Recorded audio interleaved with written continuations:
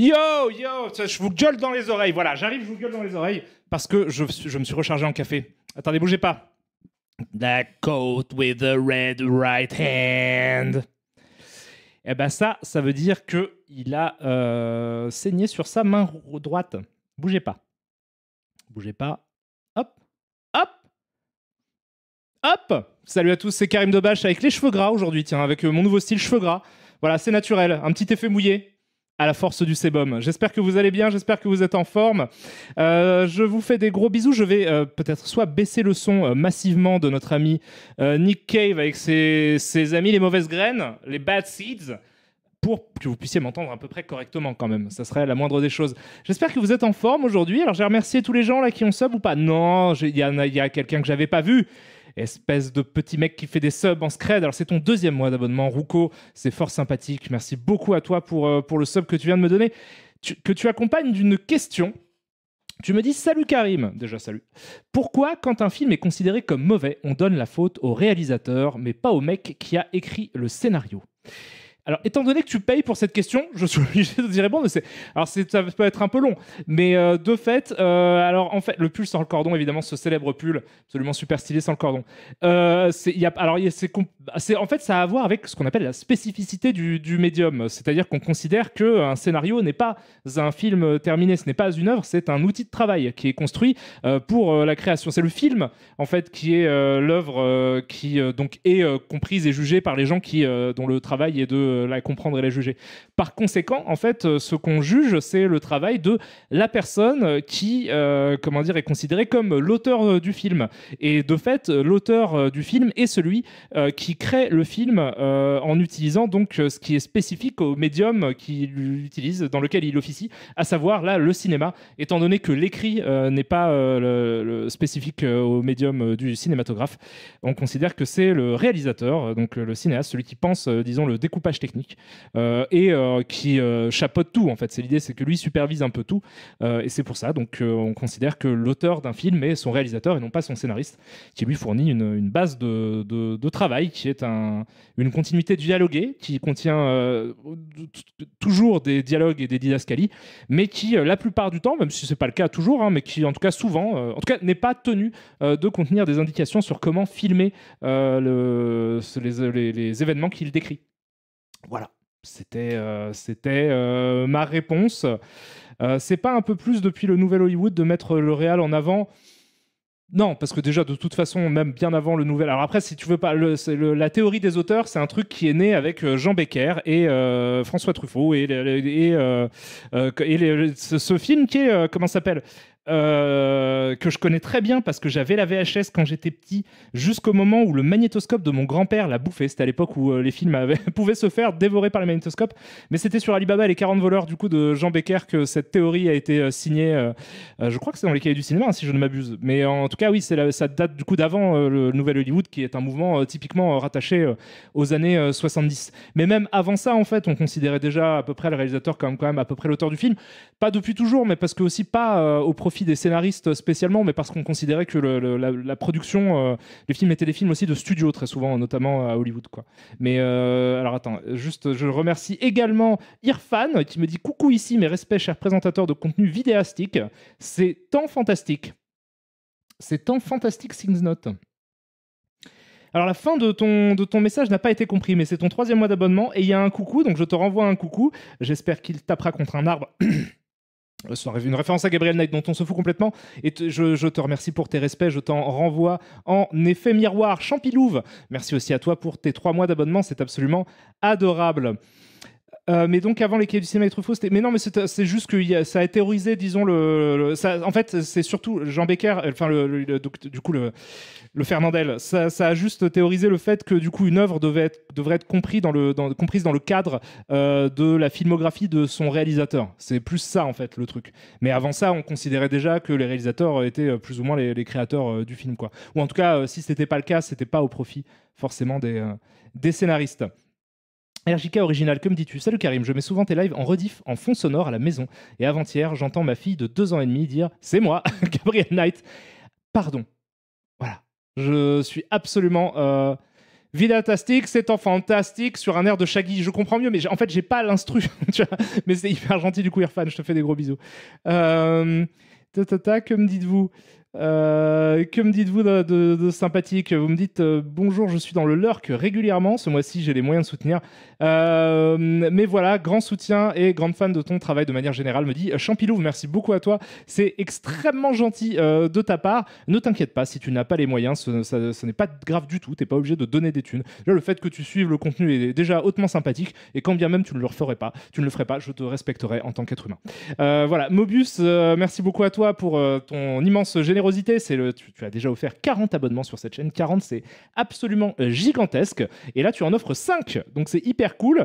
À qui offres-tu des abonnements? Tu en offres à Kazarja, tu en offres à Gontard, tu en offres à SNRD, tu en offres à Pandax1212 et à Sutterkane2501. Respect à toi, Sutterkane, pour ton pseudonyme fantastique qui fait référence à un chef-d'œuvre de l'histoire du cinématographe qui est L'Antre de la Folie de John Carpenter, qui, en plus, a été écrit par...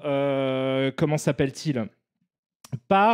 J'ai oublié son blaze, mais c'est aussi le co-scénariste de Freddy 6. T'as vu comme je retombe sur mes pattes? Parce que je suis sur le point de vous parler de Freddy, c'est ouf, hein. Voilà, et merci beaucoup aussi à toi, Megarchimède. Tu es absolument adorable et tu offres, toi, c'est même pas à toi, t'en as offert 145 des abonnements sur la chaîne. Donc tu es un des plus généreux donateurs de cette chaîne et un des piliers, une des fondations, tu es un pilier sur une fondation. Voilà, tout simplement, de cette chaîne. Merci beaucoup à toi. Tu en offres encore 5 à Xarluc44, à Carotide, à DNA450, à Nours, à Jens K. Voilà, et c'est adorable. Et vas-y, on continue. Il n'y a pas d'accord qui offre lui un abonnement à N'oubliez pas votre serviette. Effectivement, sinon c'est dur de se sécher. Merci à toi, Duke MP4, pour le Prime que tu viens de prendre. Merci aussi, Alex Fils, pour ton 2e mois d'abonnement. C'est un Prime également. Tu fais super plaisir. Zoom 1997, pardon, tu me dis ta voix apaise mes nuits sans lune. Comme c'est adorable. Mais ne m'écoute pas la nuit car parfois je peux faire beau. Man Goosbuster qui dit Karim. En amateur de Peura, je sais pas si tu connais Thank God Fahim, MC très prolifique. Sinon, tends-y l'oreille. Je ne connais pas et je regarderai ça. C'est super gentil. Merci pour le conseil. Megarchimède qui remet un coup de rafale. Megarchimède, c'est un peu il est en drive-by. Il est systématiquement en drive-by. Il est là, comme ça, sur son scooter, avec son gun de sub et il fracasse. Merci beaucoup à toi pour tous les subs que tu offres. Tu en offres encore 5. À Pacom RL, à Chahut, bienvenue à toi, à JBB et à Liance Tray et aussi à Vedes55. Bienvenue à vous tous les amis, encore merci Megarchimède pour tout ce que tu fais. Merci aussi à Piochose, dont c'est le 3e mois d'abonnement. Vous êtes absolument sympathique. Voilà, je vais pas en faire trop, vous êtes sympathique. Non, vous êtes délicat, vous êtes subtil, vous êtes somptueux, vous êtes beau. J'ai envie de vous rouler des pelles, voilà. Littéralement, je prendrai une pelle et je la roulerai comme ça et je vous l'offre en cadeau. Si vous avez un trou à faire dans votre jardin, c'est pour moi, les gars. Voilà, ça fait super plaisir. Alors, qu'est-ce que je voulais dire? Oui, je voulais dire, Freddy, en ce moment, je me mate des films. Parce que j'aime bien ça. Voilà, c'est un petit peu mon péché mignon. Est-ce qu'on est aromatique aussi? Oui, vous êtes complètement aillé fines herbes. Merci à toi, Koyomin, pour le Prime, le sub que tu viens de prendre avec 6 mois d'avance. C'est extrêmement généreux et sympathique. Jean-Michel Streaming.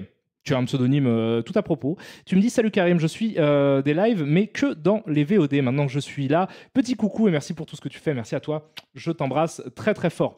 Oui, j'aime bien tout ce qui est cinéma. Qu'est-ce que se passe? Pourquoi micro? J'aime bien tout ce qui est cinéma, c'est mon petit péché mignon. Je sais pas si je dois me définir comme cinéphile. Est-ce que pour être cinéphile, il faut être dans l'actu du cinéma? Ce que je ne suis pas vraiment. Donc par conséquent, on peut me considérer juste comme un mec qui regarde des films. Je ne sais pas. Et à vrai dire, je m'en fous. Mais par contre, j'aime bien regarder des films. Et là, en ce moment, je suis en train de me faire... Donc du coup, alors attendez. Soyons dans l'ordre. Donc aujourd'hui, on est... mardi. Et demain, je crois, si je ne m'abuse, sort le prochain Evil Dead. Evil Dead, devrais-je dire. Sort le prochain Evil Dead. Par conséquent, j'ai décidé de me faire une petite rétrospective de ces chefs-d'œuvre que sont les Evil Dead de Sam Raimi, avant d'aller voir le dernier au cinéma. Donc, en ce moment, j'ai pas encore. Je vais regarder parce qu'avant, il faut que je termine les Freddy. Mais du coup, je vais faire les Evil Dead parce que c'est quand même super cool et que ce sont Bon, ce sont deux chefs-d'œuvre, les deux premiers. Après, le troisième peut être discuté, quoi. Mais les deux premiers sont vraiment deux chefs-d'œuvre. Et là, et donc, avant ça, il faut que je termine l'intégrale Freddy. Aujourd'hui, j'ai maté le 6. Et c'est pas ouf. Voilà, c'est pas ouf. Mais c'est par contre très intéressant. Donc, si vous l'avez jamais fait, je vous recommande quand même de vous enchaîner la saga des Freddy. Là, il me reste plus que le 7 à mater jusqu'à avoir vu l'intégrale de la saga originale. Parce qu'il y a aussi Freddy contre Jason et l'effroyable remake de merde que je ne rematerai même pas parce que je m'en bats les steaks. Mais par contre, c'est intéressant quand même de voir tous ces films-là à la suite parce que c'est intéressant de voir sous ses yeux une franchise s'effondrer. Parce que le 6 est vraiment putain pas ouf du tout. J'avais oublié à quel point il était pas ouf. Il est vraiment pas ouf. Voilà, et c'est, je trouve, assez symptomatique quoi, de la façon dont s'effondre nombre de sagas, c'est-à-dire avec une dimension qui devient, au fil des films, en fait métatextuelle, même avant le 7. Déjà dans le 6, il y a un délire comme ça, un peu méta, quoi, qui s'incruste. Le 6 c'est celui avec Alice Cooper, absolument, mais pas que. Le 6 c'est celui des caméos dans tous les sens, avec même il y a un caméo de Bob Shaye à l'intérieur, et il y a qui est pas vraiment un caméo, c'est Johnny Depp qui donc revient parce qu'on l'avait déjà vu dans le premier, mais qui arrive dans un moment un peu pas ouf quoi. Il arrive dans une pub, une fausse pub à l'intérieur du film quoi. Et puis ça commence à faire des références en mode à l'arrache complètement au Magicien d'Oz, que j'ai revu aussi en 3D. Merci beaucoup à toi, Vactis, pour le deuxième mois de Prime Tu Déchires, que j'ai revu en 3D, du coup, et c'était trop bien. Alors, c'était super bien, et en regardant le film, j'ai compris l'intérêt de le remasteriser en 3D, en fait. Comment dire parce que il s'avère, et j'y avais pas pensé, en fait, avant de lancer le film et avant de le mater, mais du coup, alors, Le Magicien d'Oz, chef-d'œuvre de Victor Fleming, sorti en 1939, que vous connaissez tous, juste ça, un Where over the rainbow, way up high, ce qui est un moment magnifique. Vous savez, un des plus beaux moments de l'histoire du cinéma, c'est quand elle chante Somewhere, donc Judy Garland chante Somewhere over the rainbow, cette chanson absolument culte. Ce qui est génial, c'est que Toto, elle le chante à côté de son petit chien Toto, qui est très important dans l'intrigue du Magicien d'Oz. Mais ce qui est trop mignon, c'est que Toto, à chaque fois que Judy Garland, elle va un peu vers Toto, il essaye de donner la papate. Et ça c'est un moment de légende de l'histoire du cinéma. C'est un des plus beaux moments de l'histoire du cinéma. C'est Toto qui essaye de donner la papate à Judy Garland qui chante Somewhere Over the Rainbow. Mais au-delà de ça, du coup, je me suis rendu compte que en fait, c'était très malin de l'avoir refait en 3D, même si ça, c'est un peu gimmicky. Hein, on va pas oui, c'est adorable. La papate en 3D, c'est trop mignon. Mais cette scène a failli être coupée. Absolument, Giddy Up. Il y a eu une hésitation à couper cette scène parce que je ne sais plus pourquoi, d'ailleurs, le studio a voulu se débarrasser de cette scène. Je crois même qu'il y a une version avant la sortie du film, ils avaient coupé vraiment la scène et le film, ils voulaient le laisser comme ça, en fait. Je crois parce que ça faisait peut-être trop... ça coupait le rythme, je crois qu'il y avait un délire comme ça de ça coupe le rythme. Ça aurait été fou, le Magicien d'Oz, sans cette chanson incroyable. Peut-être on aurait plus retenu, je sais pas, Up to see the wizard, the wonderful wizard of Oz. Je sais pas. Mais merci beaucoup à toi, Trotti99, pour alors cet hallucinant moment de générosité. Je vais te remercier juste après avoir terminé ce que je voulais dire sur la 3D du Magicien d'Oz, qui du coup, donc ils ont fait ça, je crois, pour, je sais plus, le 75e anniversaire du Magicien d'Oz. C'est fou de se dire, putain, qu'il y a des bref, mais c'était il y a longtemps. Mais du coup, il y a le fait que ce soit en 3D, c'est super parce qu'il y a beaucoup de décors peints en fait dans le Magicien d'Oz, étant donné que ce n'est que du studio évidemment. Et en fait, ce qui est super cool, c'est que ce décor peint, il y a une perspective qui est vaguement simulée dans le sens, enfin, c'est dessiné des montagnes quoi. Mais du coup, on perçoit une profondeur qui est créée dans un décor qui à la base était peint sur une surface en 2 dimensions quoi. Et du coup, là, c'est découpé pour donner une impression de profondeur sur ces décors-là. Et c'est vraiment cool. Après, moi, je sais que j'aime plus la 3D que la moyenne des gens. Donc voilà, si vous en foutez, je pense que vous allez vous en foutre. Mais c'était sympa. C'était une jolie expérience de revoir le Magicien d'Oz et de me replonger Et le meilleur personnage, c'est Toto. Il couche tout le monde. Il couche tout le monde. C'est vrai, il a des moments héroïques de ouf. Hein. Bon, merci beaucoup à toi Trotti en tout cas pour les 25 abonnements, c'est absolument hallucinant en fait, cette générosité, tu en as déjà offert 150, c'est très très très gentil de ta part, je ne saurais que trop te remercier, tu es aussi un des piliers de cette chaîne, vous êtes mon temple grec, vous êtes mon bâtiment qui tient. Voilà, merci beaucoup à toi en tout cas et bienvenue à Toxin Heads, à Gogox54, à Gorille le légendaire, à Raxil, à Mordicus78, à The Mouy, à Skyron13, à Hilarek, à Crocnis, pardon, à Artémission 21, à Fomoseb 84, à Sergent Brochard, à Cibours, à Tisquali, à Arstouane, à Courges, à Bouclette 59, à Sigmund 88, à Vanvan la Tulipe, à Stalkevio, à Guialoche, à Garga 22, à 9 TV, à 31 200 et à Alfred Dussault. Bienvenue à vous les amis et merci infiniment à toi Trotti. Tu déchires et qui me dit, Trotti me dit c'est mon anniversaire demain donc je te dédicace ces subs, je t'embrasse très très fort et joyeux anniversaire à toi. Je te fais des gros bisous, c'est hyper généreux, t'es absolument trop mignon. J'espère que tu auras des jolis cadeaux. Alors que me dis-tu, Insomniac Paradox, tu me dis le fameux Lost Media avec la sorcière d'Oz qui apparaît dans une émission pour enfants. J'ai pas vu ça. Moi, je me souviens de Freddy Krueger, du coup, dans le 6, qui est déguisé en... Enfin, qui est déguisé en sorcière et qui arrive à la fenêtre en raidant son balai, là, dans un moment embarrassant de l'histoire du cinéma d'horreur qu'est Freddy 6. Merci à toi, Zoom 1997, pour le sub que tu viens d'offrir à Rune. Ou Run, je ne sais pas comment on doit t'appeler, mais c'est trop mignon. Gros bisous, Dick Machléon, que j'imagine que ça se dit comme ça, qui me dit Hello Karim, en m'offrant un sub, c'est trop mignon. Trebs aussi, ou Tribs, merci à toi pour ton 6e mois d'abonnement, dont un mois consécutif, ce qui n'a toujours aucun sens. Mais c'est trop mignon. Alors, Giddy Up qui nous donne plus d'informations, on m'avait raconté, info inconfirmée, que dans la version originale, il y avait un membre de l'équipe technique qui s'était pendu et que l'on pouvait apercevoir en fond dans le décor. T'es pas sérieux. C'est horrible. Si c'est vrai, c'est absolument effroyable. Mais ça a l'air d'être une légende urbaine un petit peu Moi, enfin, si ça avait été vrai, je pense on le saurait vraiment beaucoup plus, tu vois, genre, je pense que ça se serait beaucoup plus dit, donc ça me paraît vraiment hyper chelou. Donc j'y crois moyen, mais après, si c'est le cas, bon, bah, c'est horrible. Un top tier des films avec des caméos d'Alice Cooper. J'ai pas envie de me lancer là-dedans. En bonne expérience 3D au ciné que j'ai eu, il y a le remaster 3D de Jurassic Park. J'ai commandé le Blu-ray, j'attends qu'il arrive. J'étais dans un état second et pendant la scène du repas, je me suis penché plusieurs fois sur le côté pour essayer de voir les pubs projetées derrière les personnages. Karim, ok.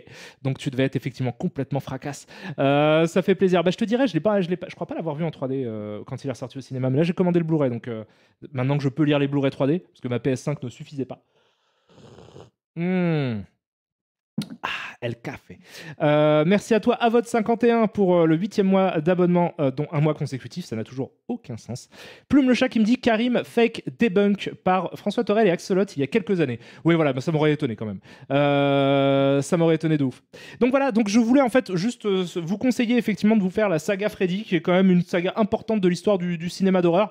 Comme film un peu intéressant que j'ai revu il y a peu, il y a ça. Je vous en parle pas trop parce que je vous en reparlerai un peu dans une des introductions et que là, ça fait déjà en fait une demi-heure qu'on est en train de discuter. Mais Happy Birthday to Me, c'est un slasher. Tu pètes pas trois pattes à un canard.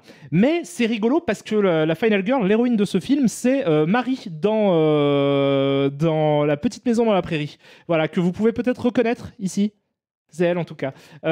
Et du coup, donc c'est un slasher du début des années 80, je crois que c'est 81 ou 82. C'est 1980 carrément. En fait, je l'ai revu parce que je l'avais cité dans un de mes streams. Merci beaucoup à toi, Costillane, pour le 4e mois de Prime, tu déchires. Et ça m'a donné envie de le revoir. Donc du coup, je l'ai revu. Priez pour ne pas être invité.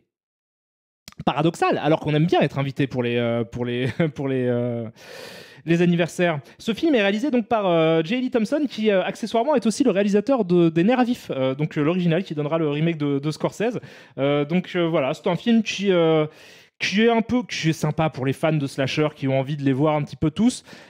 Alors il y a un livret avec que j'ai pas encore lu. Il n'y a pas grand bonus sur cette édition, malheureusement, à part le livret. Mais je vous en reparlerai parce que je le lirai à l'occasion. Il y a un documentaire en fait qui s'appelle Slice and Dice, The Slasher Film Forever, qui est pas non plus, qui vous apprendra pas grand chose si vous êtes un petit peu familier avec le genre. Mais bon, c'est toujours sympa d'avoir des vieux slashers comme ça. Moi, c'est un genre que j'aime bien, donc c'est toujours un peu rigolo. Celui-ci a comme particularité aussi, je sais pas si c'est moi, mais en fait, il y a évidemment un truc. Vous êtes hyper généreux, vous êtes absolument adorable, donc Costillane, parce que je vois le train de l'hype qui part dans tous les sens, ça fait super plaisir. Merci beaucoup à vous, vous êtes trop mignons. Mais du coup, dans ce film, en fait, donc il y a évidemment un retournement, il y a un twist que je ne vais bien sûr pas vous spoiler. Il y a même, en fait, il y a plusieurs twists, donc je ne vous en spoilerai aucun, mais qui me fait penser. Et je ne vais pas vous dire à quel degré, dans quelle mesure, machin, etc., parce que sinon ça vous donnerait déjà trop d'informations dessus. Mais ça me fait penser à un truc de Scream, en fait, de Scream 1. Voilà. Et alors, je sais pas si c'est inspiré de ça ou quoi, mais il y a un truc. Regardez ce film et dites-moi si vous aussi. Et regardez Scream 1, je pense que vous trouverez le pourquoi ça m'y fait penser, j'imagine. Je suis en train de tomber dans le darkness puisque, évidemment, le soleil se couche parce que je suis suffisamment con pour ne pas prendre mes précautions avant. Et donc, je vais devoir faire ça, j'imagine, la qualité va être de plus en plus dégueulasse, mais c'est pas grave. Vous voyez, il y a beaucoup de grains, il y a beaucoup de bruit, mais c'est pas grave. Une image un petit peu hardcore. C'est pas grave. On parle de film d'horreur. Le grain, tout ça, ça fait plaisir. Voilà. Et ensuite, alors qu'est-ce que vous me dites? Jean-Michel Streaming nous dit: hier, j'ai vu Le 13e guerrier. C'est vraiment un film mal compris. C'est l'un des meilleurs de John McTiernan. C'est un excellent film, effectivement, qui est accompagné de toute une légende, parce qu'on n'a jamais vu vraiment la version que voulait offrir McTiernan du film. Et du coup, c'est un peu. Ah, j'avais pas vu D'aider la menace, je crois, ton Prime. Je suis désolé, je suis confus. Je t'embrasse très très fort. Merci infiniment à toi pour le sub. Merci aussi à Artemission21 qui vient d'offrir un sub à Astares42. Voilà, je te fais des papouilles. Je dis grain, mais évidemment, c'est du bruit. Hein. Ce live n'est pas tourné en péloche. Encore que ce serait hyper intéressant. Mais il faudrait un procédé de ouf qui réussisse à scanner en temps réel de la pellicule. Mais par contre, ce serait hyper stylé de ouf. Il y a un moment, j'ai envie de faire de la photographie argentique. Mais c'est un peu relou parce qu'il faudrait que je trouve un moyen de développer ça correctement. Je sais pas si peut-être ça a baissé de prix. Non, je peux pas avoir un agrandisseur pas cher. J'imagine, j'en sais rien. Mais j'ai envie de ça fait très longtemps que j'ai pas expérimenté parce que j'avais un pote au lycée qui avait dans sa cave de quoi développer de la photo argentique. Donc je l'accompagnais volontiers dans cette démarche. Mais je sais pas, ça fait longtemps. Alors, attends, du coup, là, dans ce coffret, qui, je pense, il y a mieux à trouver, hein, est quand même assez intéressant. Vous avez les 7 premiers Freddy, donc vous n'avez juste pas Freddy contre Jason et vous n'avez pas le remake de merde qui est sorti en 2010, mais vous avez par contre tous les autres. Et je voulais dire, c'est assez intéressant parce que c'est presque précurseur de la façon dont s'effondrent les franchises, et c'est très intéressant de voir à quel point les gens qui font ces films parfois ne comprennent pas ce qui fait l'intérêt d'une œuvre originelle. Et puis il y a presque, alors c'est assez intéressant Freddy parce que c'est pas une chute régulière, quoi. C'est pas un escalier qui va vers la merde. Il y a un petit rebond quand même sur Freddy 3 qui est un des tout meilleurs épisodes, et le 7 aussi est vraiment sympa, donc c'est assez marrant. C'est une saga qui fait wow, voilà, donc c'est pour ça c'est assez rigolo. Le 3 est vraiment, du coup je l'ai revu aussi parce que j'en suis au 6, et vraiment super chouette, hein. C'est un très très bon bis, quoi, qui a l'honnêteté, et c'est aussi le démarrage de plein de réals qui du coup par la suite feront d'autres trucs. Donc bon, Wes Craven était déjà construit, c'était déjà un cinéaste plutôt établi au moment où il a fait Freddy, mais le 3 est réalisé par Chuck Russell, c'est peut-être son premier ou un de ses premiers films, donc le réalisateur de The Mask. Le 4, c'est Renny Harlin quand même, donc voilà, c'est pour ce que moi que j'ai toujours trouvé. C'est un réalisateur sympathique, moi, qui a toujours eu ma sympathie. Renny Harlin, il est dans un espèce de truc vraiment d'exécutant, mais qui est réglo avec son truc. Et d'ailleurs, son Freddy 4, c'est pas le meilleur, quoi, mais il y a des trucs un peu sympas, je trouve. Il y a quelques visions d'horreur, visions de cauchemar qui sont à peu près valables, quoi, surtout quand on les compare au 5 et au 6 qui sont plutôt dans les bas-fonds, quoi. C'est vachement moins bien que le 3, mais c'est peut-être un peu mieux que le 2, je trouve. Chose amusante, Renny Harlin a eu le taf de réalisateur sur Freddy 4 parce qu'en fait, le producteur, donc Bob Shaye, qui est un des pontes de New Line Cinema, a conclu que il avait l'air costaud parce qu'en fait, donc Renny Harlin, c'est un grand mec baraque en fait, et du coup Bob Shaye lui a donné, qui avait pas d'expérience en fait à l'époque, et Bob Shaye lui a donné le taf parce qu'il a dit, lui au moins il va faire avancer le truc, quoi. C'est genre, ça a l'air d'être un mec qui fait le taf, qui bosse et qui va faire avancer le truc. Voilà, donc c'est assez intéressant, mais il est sympathique le 4. Après, moi, le 6 est vraiment pathétique parce que le 6 est une espèce de comédie, mais ratée, quoi, avec des idées qui auraient pu être sympas. En fait, le 6, je l'avais pas mal revu au moment de Cross, parce qu'il y a une séquence de jeux vidéo assez fameuse, parce qu'il y a un des personnages qui évidemment est un nerd, parce que c'est au début des années 90, donc un des personnages est un geek qui est un joueur de jeux vidéo, et l'ironie veut que bien sûr Freddy le tue dans un jeu vidéo, exactement comme il le fait très régulièrement quand un fan de comics, notamment dans le 5, qui se fait buter dans le monde des comic books. Et donc il y a une représentation d'un univers de jeux vidéo avec une très jolie traduction française de Freddy qui fait ils sont super ces graphiques. Voilà. Donc ça c'est vraiment cool. Par exemple, il y a Mais la scène est nulle. C'est dommage, ça part dans un délire parce que c'est aussi un stoner. C'est à la fois un joueur de vidéo, mais un mec qui fume des spliffs, qui est dans un délire de je fume des pétards. Ce qui est pas ouf quand t'es dans un film Freddy parce que forcément, faut pas s'endormir. Donc, mauvaise idée. Et il finira du coup assassiné dans son jeu vidéo. Je spoil rien parce que dès lors qu'on vous présente un personnage dans la saga des Freddy et qu'on vous dit tiens, il a ce truc-là. Bon. Il y a des idées sympas, c'est ça qui est dommage. À partir du 5 et du 6, en fait, ils continuent à avoir des idées sympas, mais ils n'arrivent plus à en faire des trucs classe, quoi. C'est-à-dire que l'idée sympa, par exemple, c'est que dans Freddy 6, il y a un personnage donc, qui est sourd et qui a un sonotone. Et donc, évidemment, Freddy va jouer sur ça en faisant un délire de... comment dire, je force un sonotone, je lui accroche un sonotone hyper puissant, et du coup, tous les sons la scène du sonotone est cool. Dis pas d'accord. Ouais, mais ça aurait pu être mieux. Et le problème, c'est que c'est une des seules. C'est une des seules cool. Et je suis d'accord, c'est la meilleure du film. Elle est un peu, mais en même temps, il y a très peu de... Il n'y a pas tant que ça de morts cool dans le 6, je trouve. Réalisé par la productrice, absolument. C'est réalisé par alors, qui avait commencé déjà sur Freddy 1. Qui a été productrice sur le 3 et le 4, qui était, je crois, juste assistante de production sur le 1 et le 2. Qui n'a pas bossé sur le 5 parce qu'elle était occupée à bosser sur... donc c'est Rachel Talalay dont on parle. Elle était occupée à bosser sur le John Waters avec Johnny Depp, Crybaby. Voilà, c'est ça. Et elle est revenue donc, pour le 6. Et elle le dit en interview, quoi. C'est compliqué parce que il y a eu plein de trucs. Elle avait des idées. La fin est vraiment nulle. Hein. La fin est vraiment, vraiment naze de ouf. C'est que, en fait, à la fin du 6, ils ont l'idée, parce qu'on est en 91, de la faire en 3D, en fait. Et alors déjà, ça n'a plus aucun intérêt parce que du coup, dans les Blu-ray, parce qu'en fait, c'est les 10 dernières minutes du film sont en 3D, ce qui est hyper relou parce que quand tu fais un Blu-ray comme ça, le film peut pas switcher en 3D ton lecteur Blu-ray, donc du coup, tu te retrouves ou DVD ou ce que tu veux. Donc la seule possibilité de faire cette scène en 3D, c'est de la mettre en anaglyphe. En anaglyphe, c'est, vous savez, cette espèce de superposition rouge et cyan, quoi. Et il y a eu des Blu-ray et des DVD qui sont sortis, je crois, je sais plus s'il y a des Blu-ray, mais en tout cas des DVD, c'est sûr, avec la fin en anaglyphe. Mais l'anaglyphe, c'est pas ouf, quoi. Ça marche pas très bien. Du coup, c'est assez désagréable. C'est un peu un truc un peu en mode gimmick pas très intéressant. Et du coup, Rachel Talalay raconte que ça l'a empêché en fait de faire ce qu'elle voulait lors de la mise en scène de la toute fin de Freddy, qui s'appelle, le film, c'est Freddy 6, mais du coup, ça s'appelle La fin de Freddy, l'ultime cauchemar. En anglais, le titre original, c'est Freddy's Dead, donc je vais pas vous spoiler, mais à la fin, il y a la mort de Freddy, et par conséquent, la mort de Freddy est filmée en 3D, ce qui est débile, parce qu'en fait, la mort de Freddy, elle est vraiment anti-climatique, climaxique au possible, dans le sens où, du coup, comme c'est pas Freddy qui tue, on n'est pas dans une séquence de rêve complètement psychédélique et complètement folle, ce qui aurait pu être intéressant en 3D. On est dans une scène très standard, dans une cave de slasher, donc il n'y a aucun intérêt. En fait, c'est trop débile. Pendant le film, tu as des moments psychédéliques où le méchant, il prend les personnages, il les fout dans des univers de jeux vidéo, machin, etc. C'est en 2D, ça passe en 3D, et c'est juste une scène à la con dans la cave où il se fait poignarder. C'est vraiment complètement débile. Et en plus de ça, ça l'a empêché en termes de mise en scène de faire ce qu'elle voulait parce que du coup elle avait à manipuler une énorme caméra puisque en 1991, peut-être que je dis des conneries, non c'est 91, en 1991 faire des films en 3D avec des caméras 35 mm c'était assez encombrant et assez lourd, quoi. Donc c'est vraiment très décevant et ça fait que cette saga, parce que Freddy sort de la nuit qui est le 7e est un peu très méta et n'a rien à voir. Ça fait une fin d'un personnage iconique de Croque-Mitaine de merde de ouf. C'est une des pires scènes en fait de toute la saga et elle est genre à la toute fin du dernier film. Donc c'est absolument terrible. C'est vraiment pas ouf, quoi.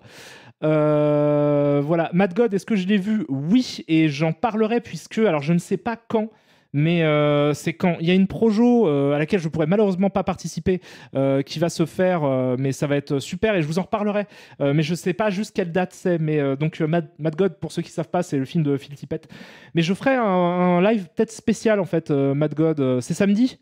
C'est ce samedi. Donc ce samedi, au Forum des Images, j'imagine que c'est fait à Panic Cinéma, parce que c'est moi qui ai été un peu l'instigateur de la séance, je crois. J'imagine qu'ils l'ont fait pour ça, parce que c'est moi qui leur ai conseillé, parce que ça va ressortir au cinéma, en fait, Mad God, du coup. Ça va être, je crois, distribué par Carlotta. Merci à toi, Brioug, pour le Prime. Donc j'y serai pas, mais n'hésitez pas à y aller, foncer samedi au Forum des Images, voir Mad God de Phil Tippett. C'est une expérience de cinéma... intéressante. Mais j'en reparlerai peut-être un peu avant samedi. Du coup, je sais pas si je peux faire un live peut-être vendredi. On verra. J'essaierai d'en discuter de ce film hyper curieux, mais en même temps super intéressant.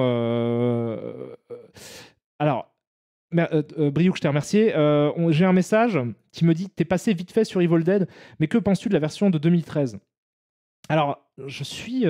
Comment dire? Donc, pardon, je conclus sur ça. Allez voir Mad God, c'est un film complètement ouf. Faites-moi confiance, c'est une expérience assez unique de cinéma. Et dans pas longtemps, je vous ferai un live pour vous expliquer pourquoi c'est une expérience assez unique de cinéma. Mais du coup, t'as passé vite fait sur Evil Dead. Alors, est-ce que je referai des chromas un jour? C'est une question qu'on me pose énormément et je ne sais pas. On verra peut-être, je ne sais pas. Et Atot qui me dit: t'es passé vite fait sur Evil Dead, mais que penses-tu de la version de 2013?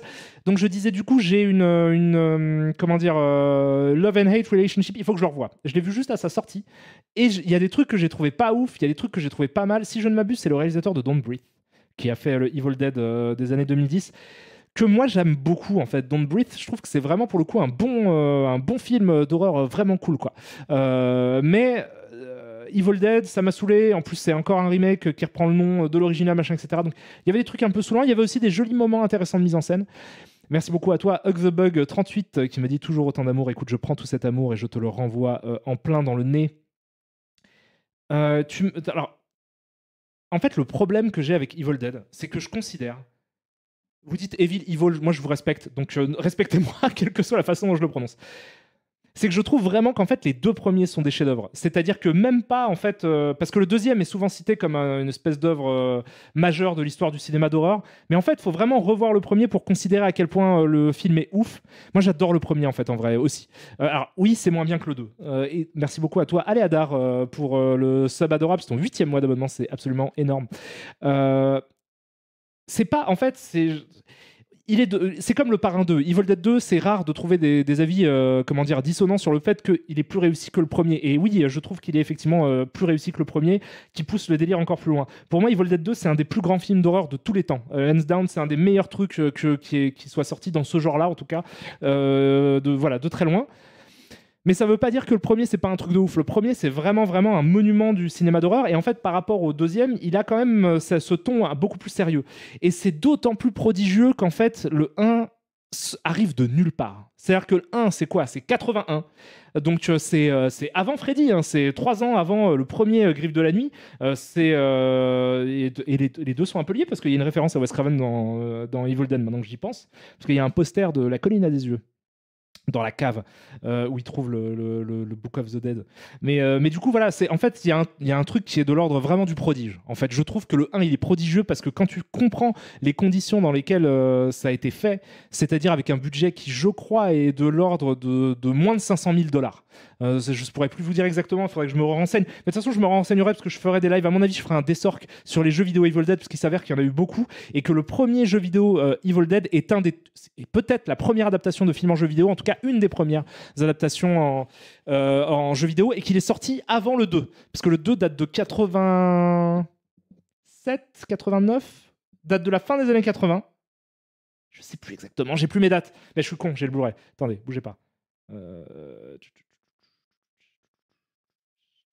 n'ai pas l'info. Je n'ai pas l'information. C'est raté. C'est raté. Mais en tout cas, c'est sûr que le jeu sort avant le 2 puisqu'il est sorti en 83 ou 84. Donc c'est sûr qu'il sort avant. 350 000, vous dites, dollars pour le premier. Franchement, si vous regardez le film, je trouve que ça a autant de gueule que Freddy. Le premier, Freddy 84, qui a un budget à 1,2 million, 1,1 million, je crois, un truc comme ça. Donc il va être 3 fois supérieur en fait à Evil Dead. C'est tourné complètement à l'arrache, mais de façon à l'arrache. Mais c'est ça qui donne le charme du truc. Et en fait, le truc qui est génial dans Evil Dead, c'est qu'il y a une intelligence dans la façon de dépenser son argent qui est spectaculaire, qui est que ça gratte des thunes sur plein de trucs. Mais par contre, l'essentiel de ce qui fait le sel du film, c'est-à-dire la mise en scène, est jamais mise de côté. C'est-à-dire qu'il y a en fait plus de créativité dans la façon dont est filmée l'action que dans nombre de budgets conséquents de l'histoire du cinéma d'horreur qui ont suivi.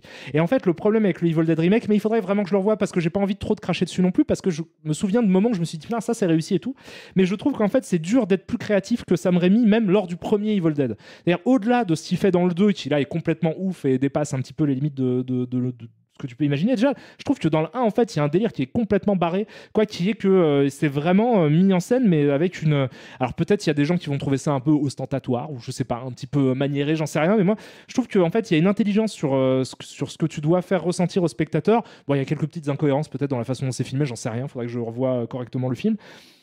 Mais je sais qu'il y a une intelligence de mise en scène quoi, qui est et dans la démerde qui est hallucinante. Quoi. La façon dont est cadré le film globalement, quoi, c'est vraiment, vraiment hallucinant. Avec des trucs mais qui, je pense, sont de l'ordre quasiment de... Enfin, je sais pas, je pense du jamais vu. Quoi. C'est-à-dire que traiter la caméra comme un personnage... donc, littéral, c'est-à-dire que qui fait du son quand ça passe. Il y a ce plan de ouf, je crois c'est au-dessus. C'est au-dessus ou en dessous? Je sais pas, parce qu'il y a un plan où ça passe sous les lattes d'un parquet, ça je me souviens, et je crois que sur le dessus aussi, mais t'entends les lattes qui font... C'est-à-dire que traiter le truc comme à la fois un objet physique, mais en même temps un monstre intangible, évidemment avec Lovecraft dans le fond comme inspiration évidente, je trouve que c'est vraiment génial. Il y a des trucs qui essaient de s'en inspirer, mais jusqu'à très longtemps après. Moi, un film comme par exemple Résolution, qui est un film des réals de The Endless, par exemple, qui est hyper sympa, qui se passe dans le même lore que The Endless.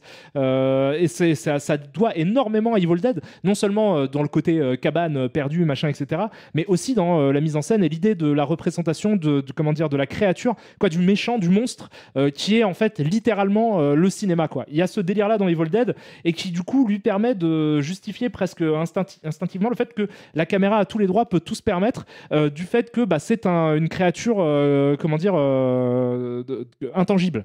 Il y a des idées de mise en scène qui sont mais vraiment à l'économie et qui fonctionnent tout le début du film avec cette notion d'objet en amorce qui s'arrête. Quoi. Cette gestion du temps dans Evil Dead elle est super importante évidemment, avec t'as l'horloge, mais il y a aussi le côté, comment dire, avec le banc là qui se balance. Et là, au moment où il y a Scott qui va frapper à la porte, tac, le truc s'arrête. En fait, t'as toujours une amorce qui frise le temps. Ça, c'est hyper malin, quoi. Enfin, et ça coûte pas cher. C'est un truc que tu peux faire avec juste un technicien qui a un bras, en fait. Voilà, c'est une équipe réduite, je crois que c'est même pas 50 personnes, enfin, je veux me dire, c'est déjà pas mal, mais qui travaillent de façon vraiment suffisamment efficace pour. Ouais, moi je trouve que c'est un chef-d'œuvre, le premier. Mais après, le 2, oui, il est mieux, quoi. Le 2, c'est un truc de malade, c'est genre, c'est fondateur de plein de trucs d'horreur, c'est absolument un chef-d'œuvre, voilà. Alors, du coup, je vais juste remercier, parce que j'ai vu qu'il y avait eu des subs aussi, parce que vous êtes d'une générosité hallucinante aujourd'hui, et je vous en remercie infiniment. Donc, j'ai remercié Brioux, ça c'est sûr. HuxTheBug38, je te remercie aussi. Alédar, je te remercie également. Bip Bip, tu me dis salut Karim, je te suis depuis Crost, merci pour tous les magnifiques projets que tu as fait. Si jamais tu continues les FMV, je te conseille Note for Broadcast, qui est l'une des utilisations les plus pertinentes et bien amenées que j'ai vues. Des bisous, écoute avec plaisir, je me renseignerai. Et oui, je vais bien sûr continuer les FMV, ça m'a beaucoup amusé de faire Gabriel Knight, il n'y a aucune raison que je m'arrête. Merci à toi Faustounet également pour ton sub, et merci à Monkey de Babouche, avec un blaze complètement ouf, très dur à lire, mais extrêmement joli et sympathique. Some Love for l'Armée des Ténèbres aussi. Oui, alors c'est un film que je trouve très bon, l'Armée des Ténèbres, mais je le mets pas dans la même catégorie que le 1 et le 2. Voilà, je trouve ça hyper intéressant, c'est complètement inattendu comme démarche, c'est hyper respectable comme délire, mais c'est pas, pour moi ça reste pas dans l'histoire comme le 1 et le 2. Il y a des gros défauts quand même dans l'Armée des Ténèbres, il y a des problèmes, je pense le film, il faudrait que je me renseigne plus sur... Je le ferai avant de vous en parler de façon un peu plus, comment dire, un peu moins lacunaire des Evil Dead, mais c'est, comment dire, c'est... tu sens il a pas pu faire complètement. Peut-être il avait pas les thunes complètement pour faire ce qu'il voulait. Moi j'aime beaucoup Ray Harryhausen, donc tout le référentiel est très sympathique. Mais en même temps, des références à Ray Harryhausen, il y en avait aussi dans les RL2 finalement. Mais il y a des trucs très sympas. C'est une démarche hyper osée et très respectable de la part d'un cinéaste qui de toute façon est un des plus grands cinéastes de l'ère moderne. Moi, Sam Raimi, je suis hyper fan. Je fais partie de ceux qui aiment Doctor Strange 2, alors que tout le monde crache dessus. Moi, j'aime beaucoup Doctor Strange 2. Enfin, je trouve intéressant en tout cas. J'aime beaucoup sa filmographie à Sam Raimi. Et celui-là, c'est quand même, c'est couillu de faire l'Armée des Ténèbres. Mais c'est pas dans le même terrain quoi que Evil Dead 1 et 2 quoi. C'est pas le même délire quoi. Et puis ça a pas fait école de la même manière non plus quoi. Dans l'histoire du cinéma, c'est quand même moins important. Est-ce que j'ai vu la série? Quelques épisodes, ça m'intéressait pas de ouf, Ash vs Evil Dead. J'aime bien le délire un peu, mais pareil, ça fait un peu trop. On regarde le passé, et puis moi, je suis plus trop dans les comment dire, les trucs nostalgico fanboyesques. Donc voilà, mais je suis sûr que c'est sympa. Il y a plein de gens qui m'ont dit que c'était quand même chouette quoi, à regarder. Donc voilà, je trouve que le meilleur truc qu'a fait Sam Raimi en termes de prolongement de son Evil Dead, en fait, c'est Drag Me to Hell, quoi, qui est une tuerie aussi, quoi. On ne dit pas assez souvent à quel point c'est un chef-d'œuvre, Drag Me to Hell, mais c'est jusqu'en enfer, du coup, en français. C'est un truc. Moi, je me souviens de ma séance de cinéma de ce film où j'étais, mais ah, c'est trop cool. Et puis il revient à ça, et c'est trop cool qu'il revienne à ça. Sam Raimi partage avec Wes Craven ce côté de mec qui est arrivé un peu dans l'horreur, un peu par hasard, qui vient pas complètement de là, qui a pas fait ça complètement en mode je suis fan d'horreur, donc je suis un réalisateur de films d'horreur, qui est un petit peu tombé là-dedans par hasard, mais c'est vrai que quand il revient à ça avec Drag Me to Hell, tu fais oui, mais en même temps, tu le fais tellement bien. Alors, tu le fais tellement bien en fait que du coup. Enfin voilà. Mais du coup, quid de Tucker and Dale versus Evil? Moi, ça m'avait fait marrer quand je l'ai vu. Tu penses quoi de Spider-Man 3 en parlant de Sam Raimi? Je fais partie des gens qui apprécient pas de ouf Spider-Man 3, mais je fais aussi partie des gens qui trouvent qu'il y a des séquences dans Spider-Man 3 qui sont parmi les meilleures séquences de l'histoire des films de super-héros. Mais en fait, le problème en fait dans Spider-Man 3, c'est qu'il y a entre les meilleurs moments de Spider-Man 3 et les pires, il y a vraiment un fossé qui est difficile, je trouve, à traverser. C'est-à-dire que entre les super instants de Sandman qui a jamais été incarné de la sorte et qui est vraiment une vision, pour quelques fans de comics que ce soit, une vision fantasmée de ce que peut donner un méchant de Spider-Man à l'écran, quoi, avec tout le côté, la dimension baroque, dingue qu'il avait introduit dans les deux premiers, et les moments assez pathétiques de Venom, et surtout cette espèce de truc un peu bizarre de Peter Parker version dark, je trouve. Moi, j'aime pas ces scènes-là, et je sais que c'est facile de s'en moquer parce que tout le monde l'a déjà fait, et c'est pas pour rejoindre la plèbe ou de tirer sur l'ambulance ou quoi, mais c'est vraiment en fait genre comme ça marche pas. Parce que, en fait, Sam Raimi, c'était génial parce que tu disais, putain, les Spider-Man d'avant, et même certaines belles scènes du 3, en fait, tu disais, putain, c'est un des rares qui arrive à vraiment, les trucs de la BD, en fait, il arrive à les mettre vraiment au cinéma et t'arrives à les prendre au sérieux, mais il les travestit pas en ce qui est à la mode à ce moment-là. C'est-à-dire que X-Men, oui, c'est pas nul, hein, mais il y a même des scènes vraiment sympas dans les deux premiers X-Men du moins, mais c'est complètement post-Matrix, et du coup, ça essaie d'être, c'est pas X-Men des comics, quoi. Dans Sam Raimi, c'est vraiment Spider-Man des comics, mais c'est pas du tout ridicule à regarder au cinéma. Et ça fonctionne. Mais je trouve que là, du coup, non, c'est. Je trouve même il y a ce côté campy en fait dans certaines scènes de Spider-Man 3 et pas loin d'être. C'est presque. Comment dire, 4 fantastiquesque. Il y a un truc où tu fais, mais c'est un peu facile. Le côté référentiel aussi, le choix de musique est nul. Enfin, quitte à faire ça, c'était pas Saturday Night Fever qui. Il y a un truc dans le ton, quoi, qui est pas juste. Ça aurait pu être tout aussi fun et un peu décalé sans être aussi vulgaire dans ce que ça essaie de montrer. Parce que en plus, ça pose plein de questions, quoi. Il est dans un délire Travolta. Pourquoi? Enfin, je sais pas, c'est trop bizarre. C'est des scènes que j'aime pas. Et dans Spider-Man 3, il y en a. Par contre, effectivement, il y a des scènes avec Sandman, et même certaines scènes avec Venom, hein, qui sont vraiment ouf. Mais tu sens que c'est rentré au forceps. Cet étrange casting de merde, Ah merde, putain, je ne sais pas, j'ai Tony Parker en tête. Alors il y a l'acteur qui joue Venom, j'ai oublié son blaze, mais je ne sais plus comment il s'appelle. Topher Grace. Topher Grace, merci beaucoup. Oui, étrange choix de casting quand même. C'est vrai que quand tu lis la BD, que tu vois Eddie Brock, et que tu comprends le délire de Venom, en fait, Topher Grace, je ne serais pas allé vers ça, en fait. Après, Tom Hardy nous a prouvé que même avec un truc, ça ressemble plus, mais c'est pire. Donc, tu vois, ça peut être ça aussi. Mais non, Topher Grace, j'ai pas compris le casting complètement. Il y a trop de trucs en plus dans le 3. C'est vraiment, il y a trop d'intrigues qui se mélangent dans un espèce de tout qui est vraiment incohérent. C'est dur même de se figurer que les moments les plus touchants de l'arc Sandman sont dans le même film que certains moments d'arc Spider-Man, quoi. Porog, merci beaucoup à toi pour le gentil sub que tu m'offres. Tu me dis salut Karim, merci pour tes streams. J'aimerais beaucoup avoir ton avis sur le nouveau film à venir de Harry Astor. J'ai toujours pas vu la bande-annonce de Beau is Afraid. Mais c'est marrant, vous m'en parlez énormément de celui-là. Comme quoi, ça a dû vous marquer le cinéma de Harry Astor. Moi, c'est un réalisateur que j'aime bien, donc avec plaisir, je regarderai son film. Merci à toi, Cover Mist aussi pour le Prime. Mais je n'ai pas vu j'ai pas encore vu. Je crois que si j'ai vu un bout du trailer parce que j'ai regardé quelques images. Je me suis dit, je vais pas me spoiler. Quitte à le mater autant qu'on le mate ensemble. J'ai plus de. Attendez, est-ce que je l'ai maté ou pas en fait? Parce que du coup maintenant j'ai des images en fait en tête de l'acteur. J'ai complètement des images de l'acteur en tête. Je sais plus. J'ai une mémoire de ouf. J'ai une mémoire de malade. J'oublie des trucs, j'en retiens d'autres beaucoup trop longtemps. Mais je sais plus si je l'ai maté, mais en tout cas, je sais plus. Merde. J'ai vu des bouts, j'ai vu des plans. En tout cas, ça c'est sûr. Ça avait l'air très joli. J'aime bien le réal, donc de toute façon, j'irai voir le film. Donc en soi, c'est pas très important finalement que je vois ou pas le truc. On aurait pu avoir Malkovich en vautour. Oui, et puis c'est vrai que ça reste, comment dire. C'est un petit peu bloqué dans ce que ça aurait pu être aussi, dans ma tête. Parce que tu sens qu'il y a un empêchement de Sam Raimi. Enfin, il y a un truc qui n'est pas le Spider-Man 3 de Sam Raimi. Ça se sait métatextuellement parce qu'il en a parlé, mais même ça se sent presque dans le film, qu'il y a des bagarres internes, presque le même ressenti que tu as en regardant la postlogie, quoi. Cette espèce de truc où tu regardes un film et tu sens quelque chose tu sens trop de direction dans les mêmes films, et tu sens du coup les bagarres internes de façon presque sensible. Mais tu vois que le film n'est pas ce qu'il aurait dû être. Il y a quelque chose d'anormal en fait dans le résultat que tu as eu, ce que tu n'as pas du tout dans les deux premiers. Donc du coup, oui, c'est un acte manqué pour moi, Spider-Man 3. Voilà. Que me dites-vous d'autre ? Vous me dites que vous êtes adorable, comme à votre habitude. Tu vois ça où dans la prélogie ? La postlogie, je dis, pas la prélogie. La prélogie, tu vois George Lucas qui amène le truc. Tu le vois un peu dans la prélogie par rapport au traitement de Jar Jar Binks, qui du coup tu sens les conflits entre Lucas et les fans.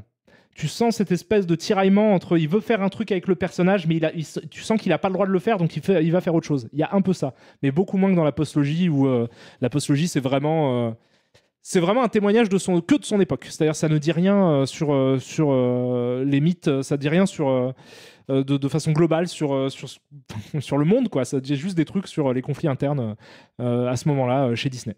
Donc en tant que tel, c'est sympa, c'est un sympathique témoignage effectivement des problèmes qu'ont eu cette société à ce moment-là. Voilà. Et alors du coup, qu'est-ce que je disais d'autre ? Je disais que oui, donc Happy Birthday to Me, sympathique slasher qui pète pas plus haut que son cul, mais qui est rigolo à regarder pour les fans. Freddy, matez-vous l'intégrale, c'est quand même sympa. Evil Dead sont des chefs-d'œuvre, au moins les deux premiers sont des chefs-d'œuvre absolument impérissables. Merci à toi, Shori92, pour le 4e mois de sub que tu viens de prendre. Voilà. Parlons Freddy, oui. Bah, je sais pas, j'ai dit peut-être que je ferais un truc en mode Dessork de façon un peu plus précise sur les jeux vidéo Freddy, même si en fait, de tête, il n'y en a eu qu'un, sans compter Dead by Daylight, mais il n'y a eu que la version NES, qui est un énorme raté, peut-être plus que je trouve que le jeu Vendredi 13 sur NES, étant donné qu'il y a quelque chose d'extrêmement générique qui en fait le côté monde des rêves est utilisé de façon très gimmick dans le jeu, mais en fait c'est un platformer qui déjà est pas très bon parce qu'il est très dur, enfin il est pas bon, il est mal fait, mais en plus il a ce côté vraiment extrêmement générique, alors que tu te dis que même sur NES en fait il y a un acte manqué dans un grand jeu vidéo Freddy, qui d'ailleurs c'est toujours peut-être d'actualité, peut-être qu'un jour ils vont nous le faire, hein, vu qu'ils font comment ça s'appelle, Killer Clowns from Space, donc pourquoi ne ferait-il pas Freddy ? Mais c'est vrai que là, il y a une possibilité en termes de jeux vidéo, je pense, avec la licence Nightmare on Elm Street, qui peut être vraiment complètement déglingué, quoi, qui peut être vraiment complètement dingue. J'ai pas beaucoup joué avec le perso de Freddy dans Dead by Daylight, j'imagine que c'est un peu utilisé en tant que tel, mais Dead by Daylight a un côté justement très slasher the game, par conséquent oui, les pouvoirs sont un peu différents, mais ça reste assez normal dans le sens où il m'étonnerait que Freddy ait la possibilité dans Dead by Daylight de modifier la topographie des niveaux, ce qui serait quand même le cœur en fait d'un jeu Les Griffes de la Nuit, asymétrique ou pas, c'est-à-dire que ce soit considéré comme un jeu multi où une personne joue Freddy et les autres jouent les ados, ça peut fonctionner, mais ça peut fonctionner aussi c'est l'ordi Freddy, quoi. C'est-à-dire qu'on peut avoir un jeu vraiment digne des meilleurs. Vous voyez la scène de l'épouvantail dans Arkham Asylum, ce type de délire mais poussé dans un espèce d'extrême total, ça pourrait être vraiment absolument spectaculaire. Mais pour ça, il faudrait beaucoup d'argent. Il faudrait et beaucoup de temps, quoi, pour faire un truc hyper cool. Mais ce serait hyper intéressant. Freddy, il existe un jeu sur Commodore 64 et DOS en vue du dessus. Et bah, tu vois, je le connais pas. Je le connais pas du tout. Est-ce que j'ai vu Happy Death Day, Groundhog Day slasher? Je l'ai absolument vu. Je sais qu'il y a une suite que par contre je n'ai pas vue. Ça m'a un peu déçu parce que j'ai trouvé que le concept aurait pu être utilisé de façon beaucoup plus poussée. En fait, j'ai trouvé qu'ils en faisaient pas grand chose d'intéressant avec et que en fait son concept est la seule chose. C'est trop high concept pour se contenter d'un film classique, je trouve. Et du coup, ça amène pas grand chose. Ça aurait pu être plus créatif et plus intéressant. Merci beaucoup à toi, Helios 117 pour le Prime. La suite est plus film fantastique, d'accord. Peut-être que je la regarderai à l'occasion, mais comme j'ai pas été super convaincu par l'original, avec ce que les jeux arrivent à donner maintenant, adapter des slashers avec la technologie actuelle serait incroyable. Moi, je trouve que en fait, le Vendredi 13 est une adaptation qui est très convenable le Vendredi 13 récent, est une adaptation qui est très convenable en termes, en tout cas, de gimmick. J'y ai quasiment pas joué, mais je vois la gueule du jeu. Et en fait, c'est proche de ce que j'imaginerais d'une adaptation de Vendredi 13. Ceci étant, Vendredi 13, c'est vraiment Slasher 101. C'est-à-dire que ça te permet pas beaucoup de créativité, à part dans la façon dont tu tues un petit peu les personnages, mais ça aurait pu être un peu plus créatif. Mais sinon, ça reste quand même un espèce de gros personnage monolithique qui avance d'un point A à un point B de façon fort peu originale. Donc, du coup, je trouve que la simplicité qu'ils ont offert dans le jeu multi, là, dans le jeu asymétrique, correspond bien à ce qu'est la licence Vendredi 13. On avait joué ensemble à une adaptation de Vendredi 13 qui était un puzzle game, ce qui est un peu plus rigolo, un truc un peu plus inattendu à faire avec le slasher, quoi. Mais Freddy, c'est vraiment un de ceux qui permet le plus de trucs, parce que du coup, le personnage peut jouer avec les échelles, il peut jouer avec le temps, il peut jouer avec tout, il peut jouer avec la matière, c'est-à-dire que le concept de Freddy, c'est qu'il y a presque des possibilités illimitées en fait. Et du coup, en termes de gameplay, par rapport si tu joues à un survivant, quoi, enfin un des personnages gentils, il faut faire preuve. Il y a plein de choses à trouver en termes d'ingéniosité dont doit faire preuve le joueur, quoi. Je pense que ça, c'est un truc qui pourrait être hyper intéressant à adapter en jeu vidéo. Plus que Evil Dead d'ailleurs, qui a été adapté pour le coup récemment. Until Dawn et ses héritiers, c'est ça les transpositions du ciné d'horreur en jeu vidéo? Non. Oui, mais là pour le coup, c'est vraiment complètement narratif. Il est trop pété, Freddy? Non. Ça dépend des films. En fait, le problème, et un des problèmes d'ailleurs, parce que ce sont pas non plus tous, même les très bons Freddy sont pas non plus des chefs-d'œuvre total. Enfin, en fait, le premier, pour pallier à ce côté, parce que c'est très compliqué de faire un film avec un méchant comme Freddy qui potentiellement emmène les personnages dans un univers où il a le contrôle total des événements. Dans une des interviews qui est donnée dans un des bonus de ces Blu-ray d'ailleurs, je me demande si c'est pas Rachel Talalay qui le dit ou je sais plus, c'est peut-être quelqu'un d'autre, mais qui dit mais c'est compliqué parce qu'en fait si tu fais s'il n'y a pas de règle sur ce que peut faire Freddy, potentiellement il n'y a pas de peur. Parce que si le personnage en fait est vraiment complètement pété, dans le sens où il a le droit de tout faire, s'il manipule vraiment la matière presque à un niveau subatomique, c'est-à-dire que s'il peut vraiment tout contrôler et tout, tu peux pas, de toute façon il va gagner. Donc il n'y a plus possibilité de mettre les personnages dans des situations desquelles ils peuvent potentiellement se sortir. Et par conséquent, en fait, le film les films essayent systématiquement de créer des règles en fait, et c'est plus ou moins réussi selon les films. Mais il faut qu'il y ait des règles, sinon effectivement ça fonctionne pas parce que du coup il va crever et ça devient juste un jeu, ça devient un saut ou un truc. Après saut, il y a des épisodes sympathiques, mais ça devient les mauvais moments de saut où en fait ça devient juste ce qu'on a appelé potentiellement du torture porn, et donc où en fait la peur que tu ressens est juste la peur d'être exposé à des images choquantes et donc pas d'être dans la peau des personnages qui cherchent leur survie. Donc ce qui est beaucoup plus pauvre en termes d'émotion, en tout cas qui permet moins de choses. Voilà. Mais du coup, dans le 1, la feinte, c'est que tu sais jamais si t'es dans le monde des rêves ou si t'es dans le monde du réel. Mais il y a quand même des trucs un peu incohérents, je trouve, dans le 1. Moi, il y a des moments où tu fais, mais du coup, là, tu devrais te rendre compte que tu es dans un rêve, puisque tu vois ça. Tu vois, le fait qu'il y ait Johnny Depp, en fait, derrière toi, alors que tu sais que tu es censé être dans un rêve, en fait, ça veut dire que tu sais que tu es dans un rêve, mais tu sais que lui aussi s'est endormi. Il y a des incohérences comme ça qui sont un peu cheloues. Dans le 2, il y a ce côté il perce, en fait, le monde réel en passant par un personnage. Donc, du coup, c'est qu'il s'incarne au travers dans la réalité par le biais d'un personnage, ce qui est un peu con, en fait, et ce qui déjà donne des moments pas vraiment flippant parce que du coup c'est juste un mec avec des griffes, donc c'est pas vraiment ouf. Et puis après ça devient un peu n'importe quoi, c'est à dire que du coup il trouve des moyens il faut qu'il soit toujours un peu présent, donc du coup vu qu'il peut apparaître que dans le monde des rêves. Qu'est-ce qui rêve tout le temps? Un bébé qui est pas encore né parce qu'il fait dodo tout le temps, donc il peut rêver 75% du temps, nous dit le film. Donc ça c'est le scénar du 5 qui est vraiment pas ouf parce que du coup il peut s'incarner au travers du rêve du bébé de la meuf enceinte qui est l'héroïne. Donc il y a cette espèce de délire là qui est un peu couillon, quoi. y a plein de façons comme ça qu'ils ont trouvé de bidouiller les règles. Mais si tu en fais un jeu vidéo, il faut avoir des règles un peu plus fixes, mais ça permettrait éventuellement de fixer des règles concrètes sur comment fonctionne Freddy. Il peut s'incarner dans les rêves, il peut modifier la réalité des rêves à un certain degré, mais il affronterait potentiellement des personnages qui sont, ce que le 3 introduit, comme des Dream Warriors, c'est-à-dire des personnages qui ont la possibilité à un certain degré de contrôler leurs rêves aussi par le biais du principe du rêve lucide, quoi. Ce qui est la très bonne idée aussi du 3, ce qui fait que du coup il y a des affrontements qui sont possibles entre Freddy et une version fantasmée des personnages qu'il est amené à tuer. C'est-à-dire que par exemple dans le 3, vous avez cette scène où il y a un perso qui est fan justement de jeux de rôle et de Donjons et Dragons, et par conséquent, et les personnages du 3 sont les Dream Warriors, donc ils ont la possibilité de contrôler à un certain degré leurs rêves, quoi. Ce qui est aussi possible de retranscrire dans un jeu vidéo. C'est-à-dire que le personnage qui est fan de Donjons et Dragons, de jeux de rôle, lui, dans sa tête, il peut s'imaginer comme un sorcier, un wizard. Et du coup, il peut, dans une scène, il se transforme littéralement en sorcier. Il peut envoyer des tirs de magie à Freddy, quoi. Il y a cette espèce de truc-là. Il y a un personnage qui est fan de comics dans le 5, si je ne m'abuse. Dans le 5, il y a un perso qui est fan de comics et du coup, il peut s'incarner en super-héros. Il peut se transformer un peu en super-héros, quoi. Donc, il y a cette idée-là. Donc, t'es pas obligé de faire des personnages qui sont complètement aussi...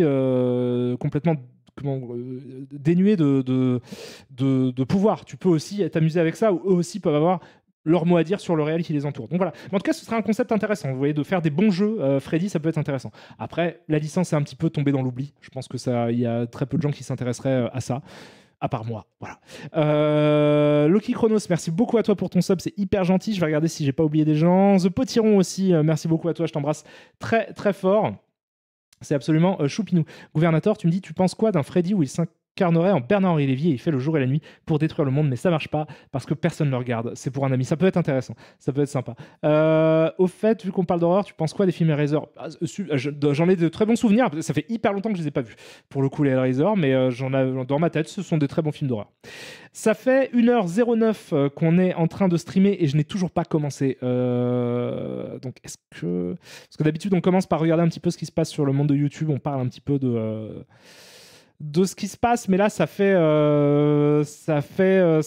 on va pas avoir le temps, quoi. Parce qu'aujourd'hui, du coup, j'aimerais... Vous voyez que le titre de ce stream est Détective Moi et le mystère du pourquoi que Sonic est mort, parce que je voulais commencer en tout cas le jeu vidéo je suis en train de faire une analyse de Grave, me dit Pitou. Mais bah écoute, à la cool, c'est frais. Moi j'ai bien aimé Grave. Donc je suis parti pour jouer au jeu de détective Sonic. Donc le dernier jeu Sonic en date, puisqu'il est sorti après Sonic. Je vais poser ce coffret ici. Puisqu'il est sorti après Sonic Frontiers. Merde. Donc on va passer directement au jeu, parce que là je suis en train de me dire si je commence à me lancer dans on regarde des vidéos YouTube, on n'en a pas fini.